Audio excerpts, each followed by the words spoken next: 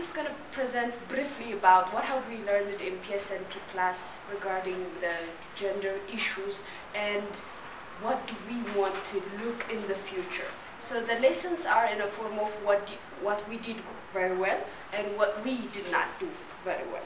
So you can, while listening, you can take notes of, okay, did we miss this or did we get this right, kind of notes, so that in the future we are better able to have a meaningful integration of gender in PSNP. So these are the 3 findings which are in the positive side. And in the positive side, what we found out, you've heard also other people talking about it. We've seen that women in VSLA groups have better aspiration, better confidence, and also better skills. Also in the skills part, we've heard from Christian that business skills were not doing very well for women, for different reasons. We need to find out what that is. But their confidence, their ability to say that I can do this has increased. Women had better access to services in terms of loans, markets, better than before.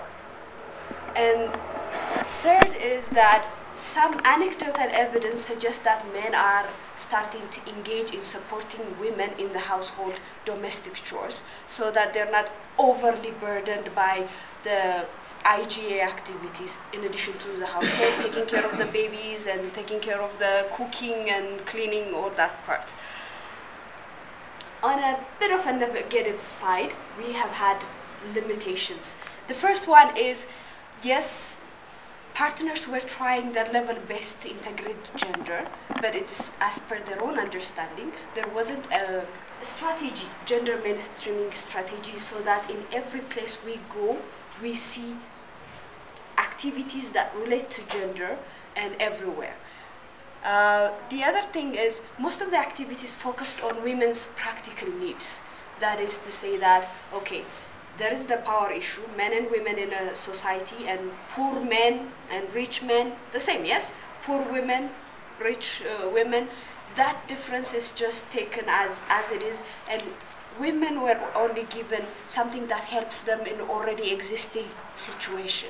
That is to say, for example, many women were getting loans to get into IGS, but the IGS were small, what we call gulit activities. It didn't come with a lot of profit, but it takes a lot of time.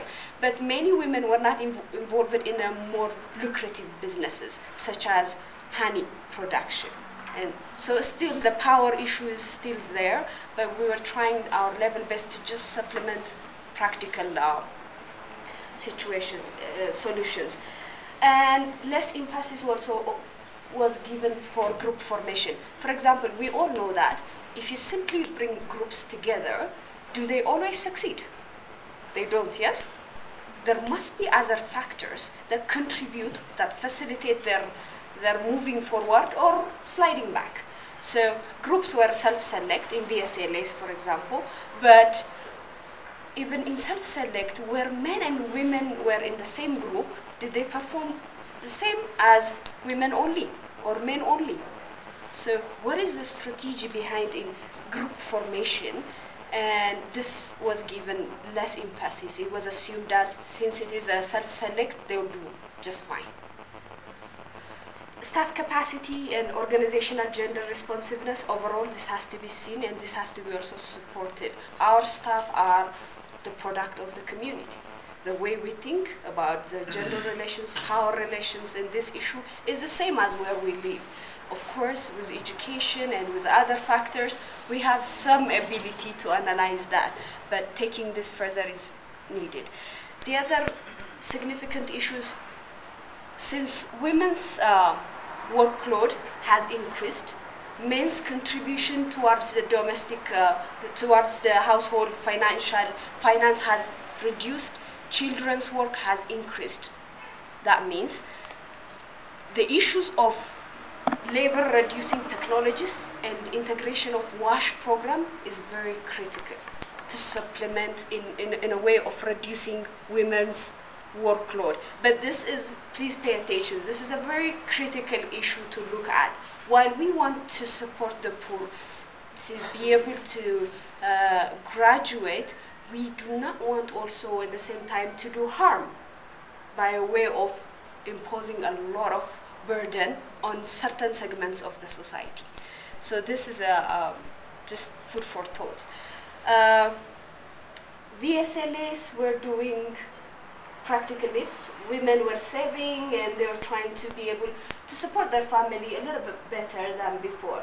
But it didn't go beyond that. It didn't go to higher purposes in a form of solidarity and requesting more financial authority, or negotiating with the power holders to support social change and economic empowerment as well.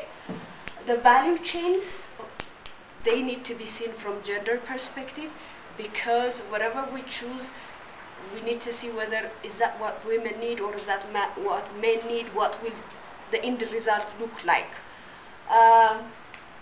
One factor as well, men in VSLAs didn't think that the VSLA methodology resonates with their own experience. That is, their income is more of seasonal. VSLA is like weekly or 15 days or a month saving, and they didn't see that this is a good mechanism for men. So in gender issue, what we try to see is women and men, women's need and men's need. So it didn't fit the men's need. In a way of recommendation for the future, what do we need to do? I think the first start is understanding what are the gender issues in each locality, the barriers and the opportunities associated with value chains and access to markets. Then prioritize. We cannot solve every problem in the country, it's obvious. And human relationships have their own a lot of dynamics which we may not engage on, but we can pick our fight. Where do we want to center our energy in terms of gender and prioritize?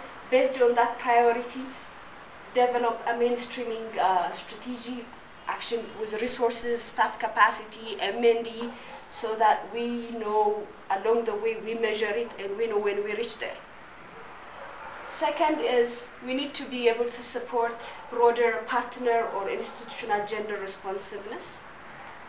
And I'm sure every organization, I haven't seen any gender audit for every organization to say like, okay, we're trying to picture this. Do we have that picture within our own organization? So integration of WASH and climate sensitive sensitive labor reducing technologies need to also be part of our intervention. This will be my last thing to say. Potential research areas. In one of the IRs I have seen in grad that we want at the end to measure that meaningful participation of women is acknowledged by men and women in the community. But what is the exact context of meaningful participation of women in the household and in the community in each rural area? How is it defined? What are the indicators of success? How do we measure that?